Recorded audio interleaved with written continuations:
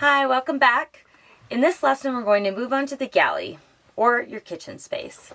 Downsizing from a regular kitchen into a van kitchen might seem daunting, but once you narrow down the essentials, you'll be cooking in no time. The important things to think about for your galley are your refrigerator, sink, and cooktop. Just like in a regular house, appliances are typically one of the more costly parts of a renovation, but you tend to get what you pay for. So let's get into it, starting with the refrigerator. Refrigerators can consume a lot of power, and depending on your electrical system, this is a huge thing to think about. Your electrical system will ultimately determine what kind of fridge you can have. While generators and shore power will operate most regular refrigerators, a solar setup might not. RV and marine refrigerators are specifically designed for rugged use and high efficiency with limited power supply. Most of these run on DC, AC, and/or solar power and have a highly efficient compressor that draws as little power as necessary. The compressor cycles as needed, so when it's not running constantly, that helps consume less power. These are referred to as two-way compressor fridges and are your best bet if you have a typical van setup with solar, which you will likely have. The other type of fridge that you'll commonly see, mostly in RVs, are called three-way absorption fridges, which are propane powered but can also run off your batteries if needed. If you don't plan to have solar power, a three-way fridge might be your only option. They require your van to be completely level, and like any other appliance that runs off propane, you'll need to vent your propane tank to the outside of the vehicle. We're going to focus on compressor-style fridges in this lesson, but I'll link to some resources below for further reading if you're considering a propane fridge. The two main types of compressor refrigerators are upright, or front-loading, and chest-style, which are top-loading. Some have a dual zone fridge and freezer section, which are awesome for things like frozen fruit for smoothies, ice cream, or other frozen items, especially if you're going to be off the grid for a while. Most of the compressor fridges consume between 1 and 3 amps per hour. First, we'll talk about a top-loading fridge, which, as the name implies, opens from the top, kind of like a cooler. The biggest complaint about these is that you have to move the food on the top layer in order to reach the stuff at the bottom. But you can avoid this by organizing your stuff in different baskets, so you're moving a single basket versus a bunch of individual items to get down to the bottom. If this sounds frustrating, then a top-loading fridge might not be for you. Some people love them, some don't. It's mostly a matter of preference and space. With a chest-style fridge, you'll either need to install it on a pull-out drawer or leave enough space to open the lid. They also have a bigger floor footprint than an upright fridge for the same capacity. Reputable brands for top-loading fridges are Dometic, Angle, and ARB. These brands are well known for some of the leading refrigeration products in the industry.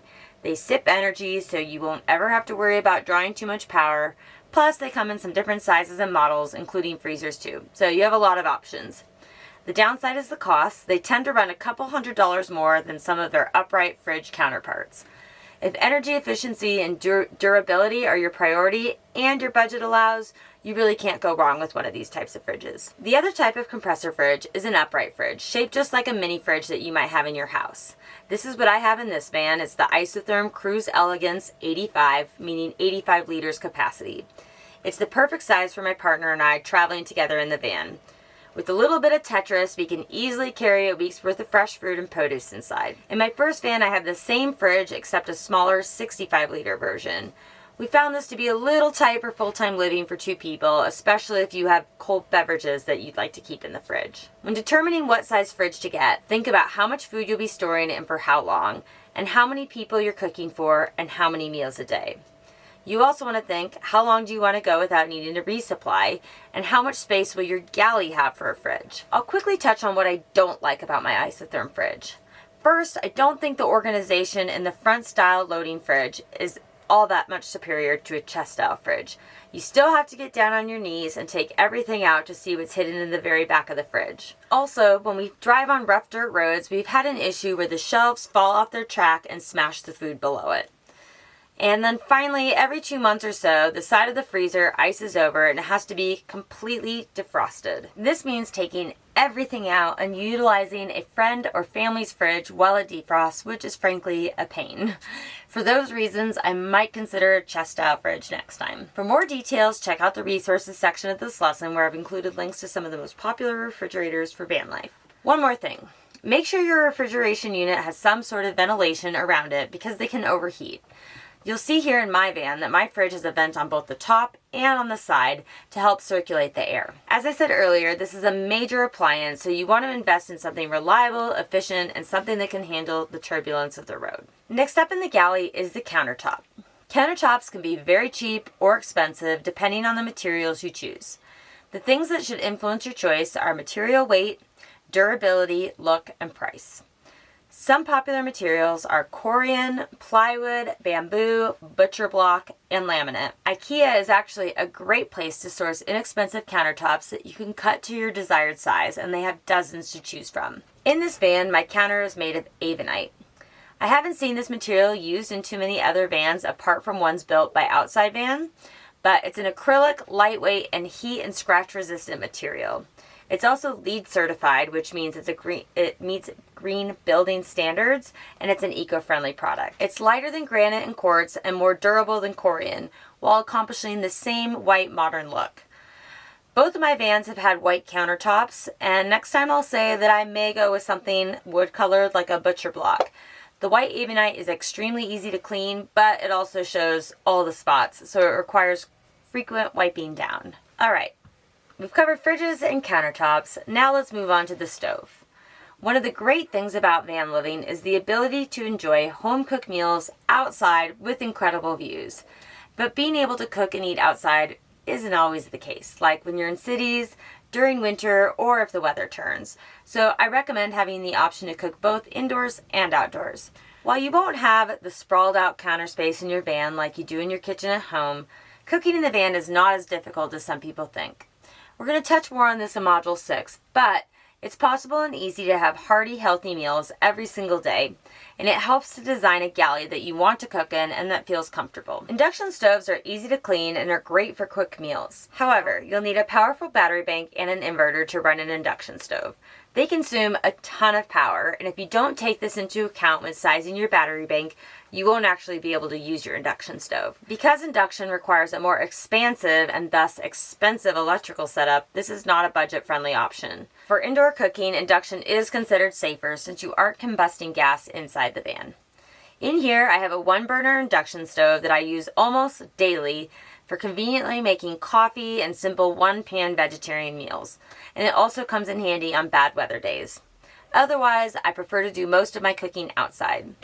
My induction stove is recessed in the countertop, but you can also buy portable ones that simply plug into an AC outlet. Propane stoves are better for more complicated meals that require specific temperatures and longer cook times.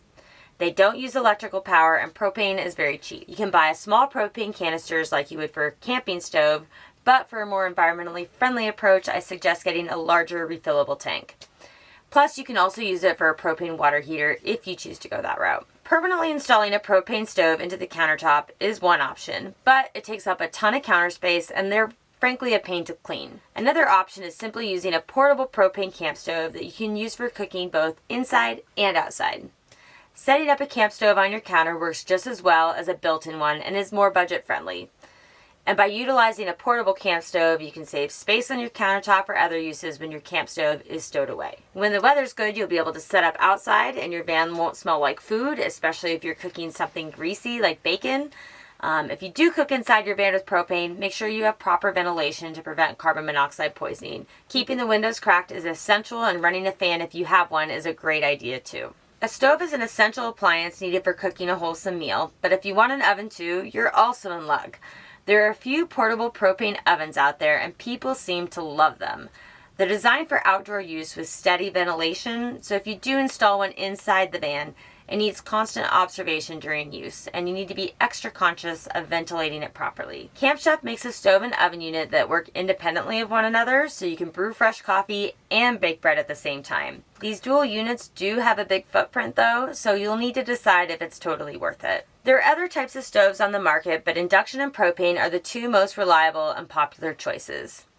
Once you determine your cooking needs, power capabilities, budget, and space limitations, you'll be able to decide what's best for you. Remember, the important thing is to have a functional space, not just a picture-perfect one. If you're not a big cook in your current life, you probably won't be in the van either, so use your space efficiently, install what you know you'll use. We've covered refrigerators, countertops, and stoves, and now we'll touch on another key piece of your galley, the sink.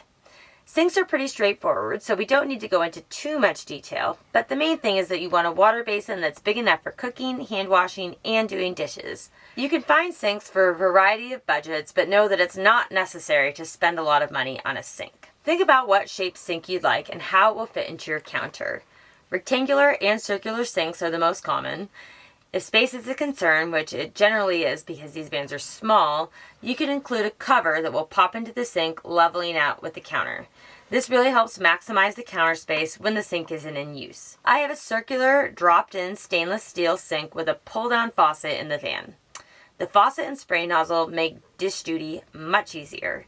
Having the ability to swivel the faucet is especially helpful in a confined space, and I always have the cover on the sink when it's not in use for maximum counter space. Big stores like IKEA, Home Depot, and Lowe's have sinks within a variety of price ranges, but don't forget about secondhand stores, junkyards, and construction companies as well. If you shop around, you can find some unique sinks for dirt cheap. When choosing a sink material, keep in mind the weight and durability. For example, a farmhouse sink might look really nice, but it's much heavier than a stainless steel sink, and it won't be as good as handling the bumps in the road. So that covers the basics of the galley and the key components you need to make decisions around designing your van kitchen. Other things to think about are what kitchen appliances you'll want to run, how much power you need to run them, and where you'll store them, which we'll cover in the next lesson. So we'll see you there.